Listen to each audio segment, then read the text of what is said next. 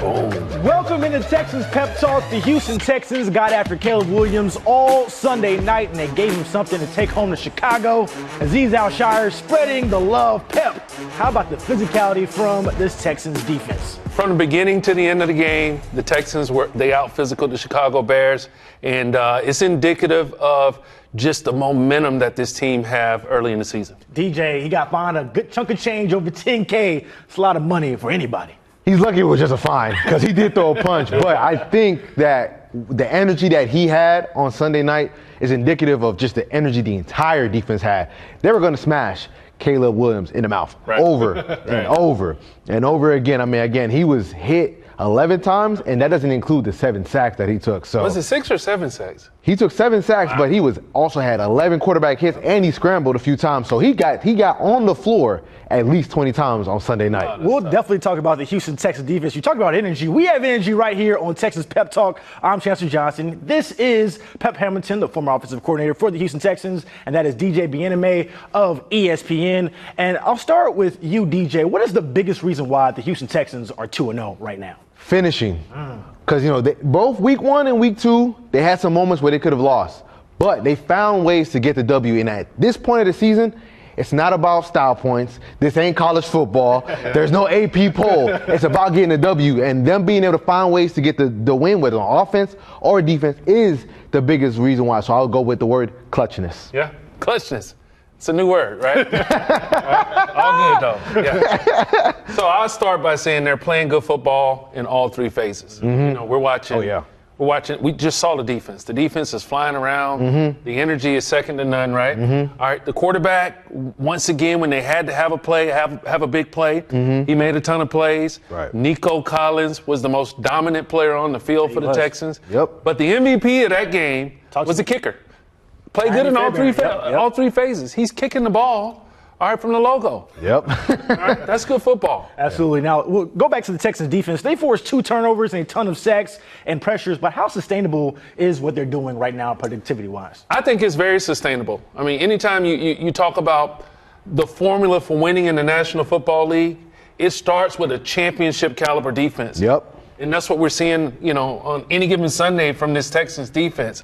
And then they're playing complementary football on offense. It wasn't the best offensive game we've seen this Texas offense have, but they did enough. And once again, this young quarterback, he does not turn the ball over. And that gives them a chance to win every game that they play. Yeah, I absolutely think defensively it's sustainable. Again, right? You have the pressure being able to get to the quarterback. They blitz him on 41% of Caleb Williams' dropbacks. And on top of that, when you have a corner like Derek Stingley, who you can say, hey, go get the number 1 wide receiver. I need you to follow him for the majority of the day. And you can limit them and catch interceptions. Derek Stingley was on DJ Moore for 28 routes, only allowed 4 catches, 52 yards, and caught an interception. When you have a corner like that, all it does is elevate and raise the productivity of everybody else on the defense. Well, that's probably why DJ Moore was an energy vampire on the Bears side. That's what we call him. He's an energy vampire. They kept zooming in on DJ, and it was easy to see that he was uncomfortable. Right? Yep. For whatever reason. And I guess the narrative coming out of that game was, maybe the synergy between DJ and Caleb is not just there yet. But nevertheless, Stingley has something to do with that, as well as that Texans pass rush. Offensively, we haven't really seen this Texans offense really explode just yet. Why do you think that is the reason so far through 2 weeks through the season, DJ? I think they're seeing a lot of too high coverages, and I think that's too high coverages. Come on, too high shell. That's becoming a buzzword. Not cover 2. What does not that cover mean? 2. Not cover 2. Not cover 2. Too high safety looks, which forces CJ to have to dink and dunk, and he wants to get down the field. So I think it's a little bit of that. Again, in week 2, I totally disagree, but go ahead. No, go ahead. On here. Go ahead. For this reason, okay. Too high coverages too high could be quarters. Yeah. And in quarters coverage, you see teams constantly hit the post. Right. They run certain concepts to put those corners on the island and occupy the safeties. It has nothing to do with necessarily it just being too high coverage. Okay. All right. Right now, offensively across the league, teams are majoring in 11 personnel, predominantly shotgun offense. And it's so much easier to defend the run game because of really the limited ways that you can run the ball from 11 personnel. That's one back in the backfield with the quarterback, one tight end, and 3 wide receivers. Right. All right, that's easy to defend when you're in nickel defense. But against the Bears, when they did try to run the ball, out of 12 personnel, they weren't having much success. We were trying to run it out of 21 personnel. They weren't having much success, and that was because the Bears were running some funky stunts on the defensive line that prevented them from working to the second level. So when you have them in second and long and third and longs, it doesn't matter whether it's 2 high, 2 1. I mean, 1 high, 2 high, whatever it is. Third and longs against that Eberflus type of defense is going to be a challenge. I tell you who's been giving defenses challenges, and that would be Nico Collins. We'll take a look at the top wide receivers. And on a team loaded with pass catchers, Nico leads the league with 252 yards compared to Chris Godwin and Jamison Williams, who are up second and third with 200 apiece there. Now, guys, Pep, you had a chance to coach Nico yourself. You also recruited him. How much of this is a surprise for you? Well, I'm not surprised that Nico is imposing his will on defensive backs just because of the physicality in which he plays. And look at DJ, he just stuck watching the greatness, right? Nico is 6'4", 215 pounds. You know, he's in the best shape that I've ever seen him in. And I actually recruited Nico out of high school, you know. Now, unlike Jim Harbaugh, I didn't sleep at his house. I was there, but I left and I went to the hotel before midnight, you know. But nevertheless, he's playing such a physical brand of football that is startling to these defensive backs that he's facing on a week-to-week basis. And I think the sky's the limit. Everybody was expecting Stephon Diggs to receive the lion's share of the pass attempts and the targets. And I would think that strategically defenses probably thought the same. All right. But lo and behold, you got Nico. Tank Dell's going to show up. Dalton Schultz is going to show up here pretty soon, but Nico is playing dominant football at the moment. DJ, who's the best receiver you would take Nico Collins over? I'm going to put you on the spot. The best receiver? That I would take Nico. 2024. 2024, I think right now we're looking at a top 10-ish guy. Still ish. Yeah, He's top 10. Okay. Like, he's top 10, right? Like, I think the best guy probably is like Amon St. Brown. Okay. Yeah, like he's in that tier. Like he's trending towards that tier 2, because you know tier 1 you gotta do it for some years now, right? Because you look at the guys in tier 1. Consistency. Yeah, because you got Tyreek, you got Devontae, you got Chase, you got Justin. Come on, you know, like the list goes on and on. Those guys have been doing it for a few years, but he's easily in that lower half of that top 10 range. Because again, early in the offseason, when I talked to him one-on-one, I was asking him, like, how do you build on top of what you did in year 1? I mean, well, year 1 was CJ. So I'm trying to get that 15. I'm trying to get 15, and he's well on pace for 15 right now. And we're staying on pace right here on Texas Pep Talk. Plenty more coming up after the break. With Brian's defense, he presents a lot of different looks, right? A lot of looks that many teams don't do, right? And they do a really good job of communicating across the board. So you can tell, first and foremost, Brian does a great job of coaching those guys up to where they're all working together. They're working in sync. It may look like a lot of craziness going on. A lot of great looks to make you think twice, and to get you off your game. And I'm a big fan of his. He does a really great job in that whole scheme, taking what they did in New England and doing his own twist to it. So a lot of respect for those guys, and we got to be on our A game.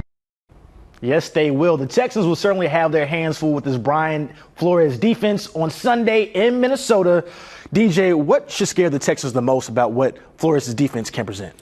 The disguises. I think that's the biggest issue that this defense presents. I mean, Bobby Slow was talking about on Thursday how Flores wants to eliminate coaches from the equation. And he does that through all the disguises to where it's going to be players on players, and players got to make plays.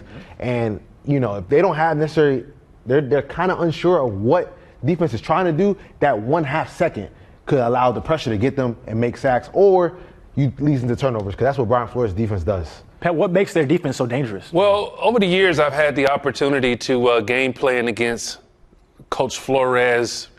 I would say his iteration of the Bill Belichick Patriots type of system, where it's always based on a week-to-week game plan on how to specifically attack protections and some of the things that you see from whomever that opponent is. Right. But specifically to Flores and this Vikings defense, they're one of the few teams that's willing to play cover zero coverage, meaning that there's no safeties in the post. They'll have 8 players up at the line of scrimmage, and ultimately they're just trying to create one-on-one matchups across the board. And that's the biggest challenge that the Texans will face. And we'll see some of that on the screen right here as we prop it up. You'll see a lot of looks like this, and he can get really funky with what he ends up doing on his defense there. And it's really important that even in that first clip, they started up in the mug look. It looked like they were going to bring pressure, and then they bailed out. And then once again, look at it. Everybody's up at the line of scrimmage. They're kind of walking around in the secondary, but it looked like zero, but it ended up being a form of cover 2. And so, as Coach Slowick said, their defense tries to dictate to offense what you can do. They try and limit your options. And if you think it's cover 0 all up pressure, you're probably going to keep more guys in protection than you need. And then when they drop 7 or drop 8, now you only have a 3-man route, and it becomes tough on the quarterback. So, I mean, to follow up on that, what are some of the better ways to prepare for when they're going to drop out and go into the kind of this cover 2 look? Well, I think that's a great point. I think if you want, I mean, the thing to do is to stay out of obvious passing situations. Second and third and long. Absolutely. This whole scheme is built on them being in their nickel defense, where they can have more DBs on the field and they can do more disguises. There's more that they can show. But if you on first and second down, just hit them in the mouth, run right at them, and then have some run the rock. There you go. Have some play action passing game that comes off of that. It puts a lot of stress on their defense. But obvious passing situations, expect everybody to be up at the line on the defense. How difficult can it be? Because, you know, as you've probably seen, Harrison Smith, there's a lot of times, it might be on this film, but he'll be right at the line of scrimmage, and then he'll drop way back to the deep hash. How difficult can that be for an offensive coordinator and a quarterback just to kind of go through that? Well, it can be difficult, you know, if you line up in just a generic 2x2 or 3x1 formation. But when you have motion involved, when you start in 3x1 or 1x3, it puts a little more stress on the defense. There's got to be some adjustments on the back end. So what you're going to see from the Texans offense this coming weekend is probably more change of strength motions to dictate that the defense have to show if they're playing man or zone and show their adjustments. Okay. We also have some Texans plays as well. We'll get to the Texans in just a minute, but here's how we saw C.J. Stroud also show some of that mobility. DJ, I know you really like something on this play as well. Man, I mean, do you not see this catch right here? Do you not see that catch? Might take a lot of that when they play the Vikings this Sunday. That's exactly why I was saying Nico might be in that top 10 range, right? And you're going to need, when you're going against Brian Flores' defense, you're going to need your receivers to step up big time. The reason why Brian Flores, when he was in Miami against Buffalo, didn't do as well was because Josh Allen, Stephon Diggs were always able to exploit their cover 0 looks. Well, even when Flores left, right, and it was Josh Boyer, the Dolphins defensive coordinator under Mike McDaniel in 2022, when they would go 0, he would still exploit it. So what you really need is your receivers to be able to win quick, not do all this dancing, cha-cha-cha slide. No, you got to get each other out fast to go against this defense. And we also have to see the Texans offense protect a lot better. They gave up some hits to C.J. Stroud earlier on. The Bears defense was able to get after him, and we know Flores, as you just mentioned, he's going to bring the heat. But also now with no Joe Mixon, Cam Akers is going to have to step up for this Texans offense as well. Hopefully run the rock for this Texans offense. There's no question the Texans, they can't become one-dimensional, and typically they don't become one-dimensional. You know, they've made a concerted effort to present the run game in a way which the Shanahan tree of coaches, it starts with their ability to create the extra gap in the run game. And so I wouldn't expect to see anything less from Coach Slowick and Coach McDaniels and the offensive staff at the Texans this week. But you can expect to see more Texans Pep Talk coming up next after the break. And welcome back to Texans Pep Talk. The top 2 picks from last year's draft are headed in 2 totally different directions. We just obviously heard news that Bryce Young has been benched for now in Carolina. What does this mean for the future of Bryce Young, you think, Mr. Offensive Coordinator? Well, I think first and foremost, it's not just on Bryce. I think that, and we'll talk more about how important it is that the plan for the quarterback, it all jives, and everybody in the organization is on the same page. But I would argue that you guys are sports journalists, you're experts, but you can't name many players that are on that Panthers roster. Right. So, I can name some, yeah, you can name a few. That's my job, right? But in all fairness to the young quarterback, it's not back to the drawing board, but there's been a lot that's been changing around Bryce. You know, we're talking about a young quarterback now that's had 3 head coaches in a year in 3 games, right? 1 season in 3 games. What can that do for a young quarterback's confidence? How much does that throw that off? Well, confidence is overrated, okay? It's about competence, knowledge, skills, and behavior. Drop some bars, huh? Put that in your lunchbox. All right? Kind of a Coach Pepism. But, all right, nevertheless, I would say that Bryce needs to sit back and really, really just continue to prepare himself like he's going to be the starter, because we're talking about, you know, in a play or two, he could be back in there, and it's up to him to make sure that he's settled in and ready to go.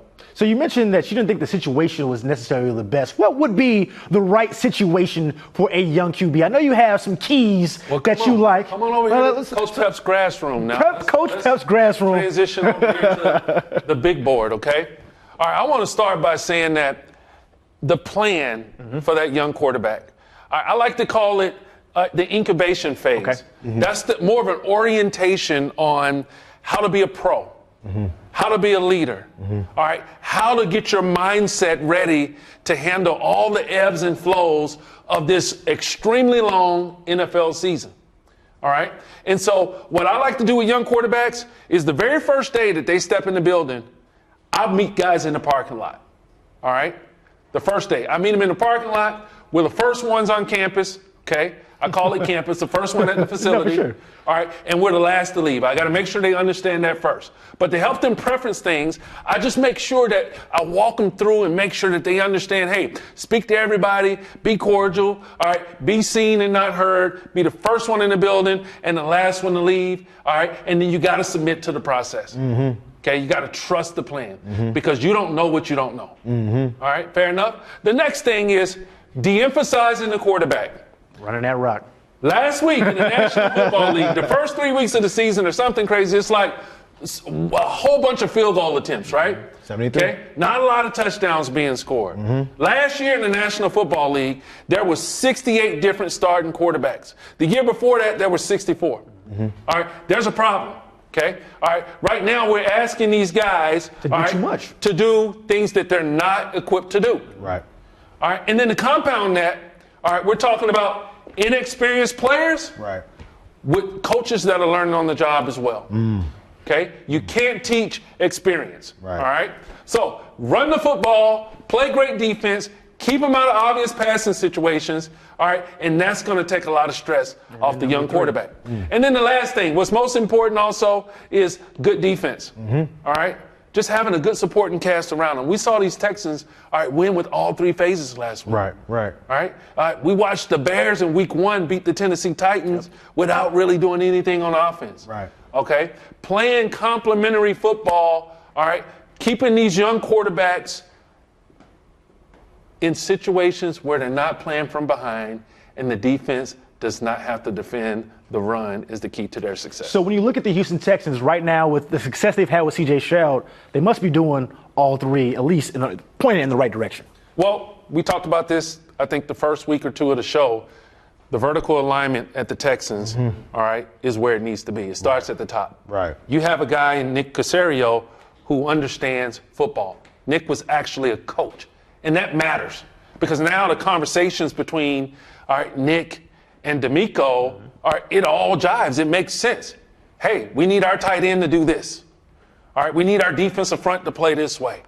All right, we need these types of players because we need to fit them into the structure of what it is that we're trying to do. And so when the coach presents that to Nick, D'Amico presents that to Nick, Nick has a great understanding of what that player looks like. Right.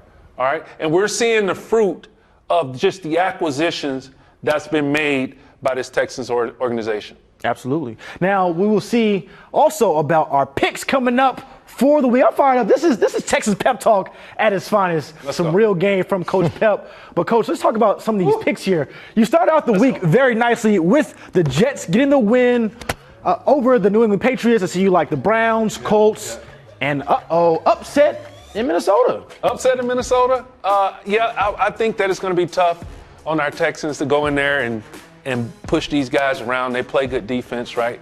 And it's tough on the road. I do think it's going to be a really good game, but we'll see what happens. DJ, you have your mouth wide open for some reason. What is that reason? Pep picking against the Texans? Yeah, you're supposed to be the Texan homer. You got to be the Texan homer. Yeah. Even if you think they're going to lose, you got to still pick the Texans. The game is pure. I just think this is a tough draw for them. But I agree with you. But you also have the Jaguars dropping to 0-3 to start the year as well, with them losing to the Buffalo Bills. Yeah, just the energy is something missing right now with the Jags, you know. Doug Peterson? Like, I don't know. It's early. No, the coach is always right. Okay. Of course. The coach is always right. Of course. Definitely not the coach's fault. It's really just they got to go out and execute and play well in all three phases. That's obvious, but they're just not playing good ball right now. DJ, let's take a look at some of your picks for the week. You already started off 0-1. I know, man. You were talking about Coach Pep. I know, you man. You have the Jets. I know. Losing to the Patriots. What happened? Well, listen, the Patriots offense ain't show up. They stayed on the bus. But, you know, where me and Pep will disagree on, I got the Bears beating the Colts. And I got the Bears beating the Colts. I also have, basically, I have everybody outside of the Titans and, the Panthers beating the Raiders. Yeah, but yes, I absolutely believe that because I'm a big proponent of when you get that new quarterback in there, there's a bunch of energy that comes into the team. And then another thing too, and I know you know about this, when you put a new quarterback in, the team didn't have, the opposing team didn't have time to game plan for him. And now you have that advantage. And that can get you a couple extra points, a couple extra touchdowns that you probably wouldn't have had with the other guy. And that might be enough to get you to win. Chance, before you go, he picked the Dolphins over the Seahawks. I did. I guess I'm the only person who has the Texans this week. I think they are able to go to Minnesota. It's a tough place to play. It's going to be a challenge. It's not sweet in Minneapolis, but I think the Texans advance to 3-0. I have the Colts also getting their first win over the Chicago Bears. We're keeping track here on Texans Pep Talk. So I'm a homer too, huh? Who's quarterback for the Dolphins? Skylar Thompson. Yikes. Thanks for watching Texans Pep Talk. We'll see you guys next week.